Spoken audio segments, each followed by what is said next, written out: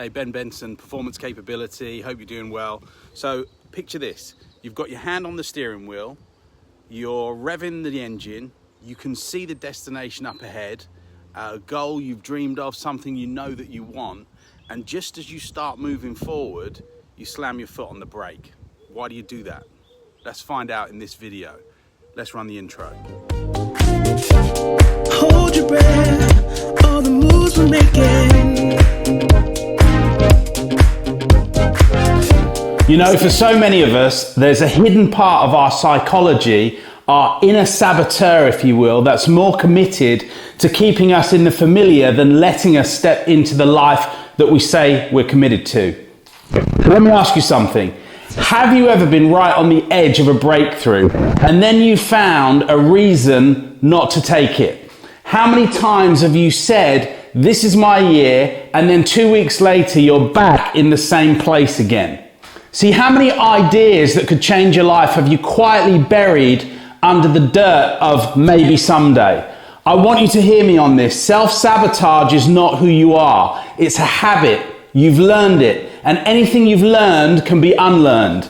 So this brings me to a story that will help you see how these habits get born. So here's the situation. Years ago, I coached a young woman, let's call her Sandra. She was absolutely brilliant. She was resourceful and driven. She had the skills to start a successful business, and she said she wanted financial freedom. That was what she asserted. But every time she started making progress, she'd suddenly get too busy. She'd pick fights in her relationships, or she'd binge on distractions. She'd create drama in areas that didn't need drama.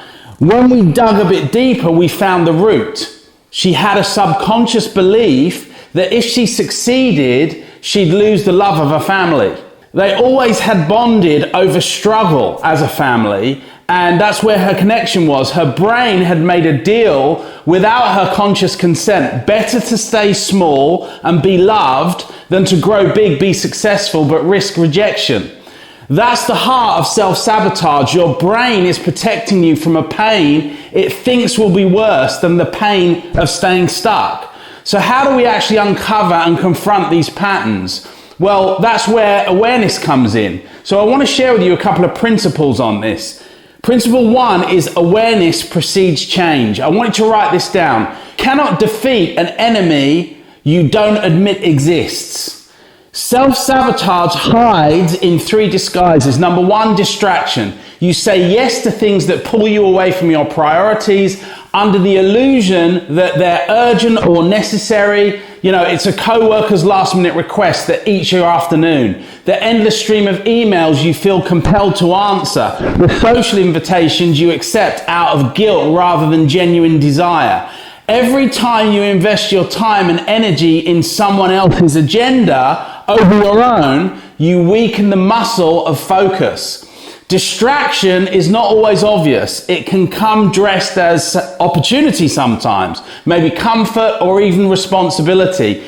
But its true cost is the slow erosion of your momentum toward what matters most. See, the other reason, number 2, is perfectionism. You wait until it's perfect to start, which means you never start. Perfectionism is the polished cage that looks like high standards, but is really fear wearing a tuxedo. You convince yourself you're being thorough, but deep down you're avoiding the discomfort of being seen imperfectly. Every draft you over-edit, every opportunity you delay until later it robs you of the very thing that creates momentum, and that's action. Perfection isn't the goal, it's the enemy of progress. Because you can always find one more reason why you're not quite ready. See, number 3 is doubt and excuses. You talk to yourself out of taking action with stories like, now's not the right time. Doubt whispers that you're not ready, you're not worthy, you're not capable. It disguises itself as logic and prudence, telling you, wait for the perfect conditions. And they never come, they never come. Excuse making is its partner in crime, offering endless justifications, blaming timing, resources, other people, or maybe circumstances so you can feel safe avoiding risk. Together they form a psychological quicksand that keeps you stuck. Because as long as you believe the story, you'll never test its truth through action. Ask yourself right now, what's the number one pattern keeping you from repeating your situation or that robs you of your progress? Name it, own it, drag it into the light. Because the moment you can see it is when you can change it. You can't develop what you don't accept. Once you see it, the next step is to replace the fear behind it with something stronger. So principle 2, replace fear with a higher purpose. Your brain is always asking, is this safe? The problem is your definition of safe might be the very prison you're trying to escape. If you want to stop self-sabotaging, you must replace the fear that drives the brake pedal. That vision that compels you to press the gas is what you need. Think of it like this. If you're in a burning building, you wouldn't stand around worrying if your hair was messy. You'd run. You wouldn't sabotage yourself because the brain's number one focus would be freedom. So here's the question. What's the burning building in your life? What's so unacceptable, so urgent that staying the same is no longer an option? In other words, what problem in your life has reached the point where it can no longer be ignored, where the cost of inaction is greater than the discomfort to change?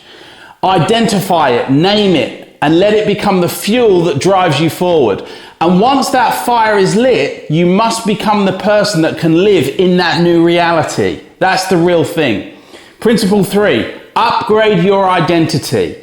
We act in alignment with who we believe we are at the deepest level. If deep down you believe I'm the kind of person who always messes things up, guess what? You'll find a way to mess things up because your brain wants to stay consistent with your identity. So you must shift from I'm trying to succeed to I'm the kind of person who follows through on everything I set my mind to. I'm the kind of person who always finishes.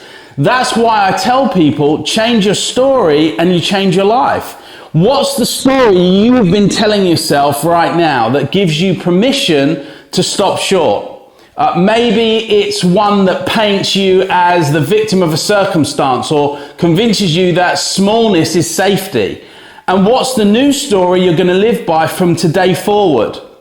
One that positions you as the author of your own destiny, the driver of your own change, and the person who follows, no matter what storms come. Decide it now and let that new narrative pull you towards the future. That's the future that you really deserve. See, once you've upgraded who you believe you are, you have to hold a new standard without snapping back. See, imagine this analogy. Imagine a rubber band, for instance. Think of yourself as a rubber band. You can stretch beyond your comfort zone when opportunity or success pulls you outward. But if your inner beliefs and self-worth haven't expanded with that stretch, the moment the tension eases, you're going to snap right back to where you were before, into the old shape. But pull back isn't fate. It's the natural result of an inner capacity that hasn't been trained to hold that new level of growth. See, the same happens when life feels stagnant or uncomfortable. You'll instinctively snap back towards a familiar territory, retreating to old habits and comfort zones instead of holding the stretch and growing into the new shape. So to break free, you've got to train yourself to stretch further and stay stretched, expanded with what you believe, with what you're worth. What you believe you deserve and what you're willing to tolerate is what this is about. Until that new level becomes natural, a natural state, not something that you snap back from, that's the simplest way to help yourself stay stretched, is to design an environment where backsliding is difficult. Okay, principle 4, make it hard to sabotage yourself. We tend to think willpower will save us, but willpower is like a phone battery. It drains quickly. Instead, change your environment or your context. If you eat junk food at night, don't keep it in the house. If you procrastinate scrolling, delete the apps or set time locks. If you skip workouts, make an appointment with a trainer who will charge you if you don't show up. Structure your world so sabotage becomes inconvenient and success becomes inevitable or the default. Once you've done that, the final step, the most important one, is you must decide. So here's a call to action for you. Decision point right now, in this moment. I want you to decide something. Not I'll try or we'll see how it goes. I want you to decide and make a commitment, which means literally cutting yourself off from any other options. When you truly decide, you cut off the possibility of going back to the old you. So here's the decision. From today forward, I want you to stop being an old obstacle. I want you to act in alignment with the highest potential, not the deepest fear that you have. And when you make that decision, you'll be ready to close the chapter on self-sabotage once and for all. So here's the thing. The last thing that I want you to remember, self-sabotage is not a life sentence, it's a habit. And the beautiful thing about habits is they're repeated choices. So today, choose courage over comfort. Choose action over avoidance. Choose to be the hero of your own story, not the hostage of your own excuses. Because the truth is, life will give you exactly what you're willing to fight for. So fight for your future, fight for your freedom, and stop fighting yourself. So here are 3 things you can do. Number 1, identify your pattern the day it ends. Write down one self-sabotaging habit you've been repeating. Awareness is the first step to freedom. It's the first step to change. Number 2, create an environment of success. Remove the temptation from your daily life that makes it easy to sabotage yourself and replace it with a cue for positive action. And then number 3, last one, commit publicly. Tell one person you trust about your decision to break this pattern and ask them to hold you accountable starting today. These aren't suggestions, they're commitments. So take them seriously and watch your life begin to shift immediately. I hope you got some value out of it. I'm Benson, Performance Capability. I'll see you in the next video. Look after yourself.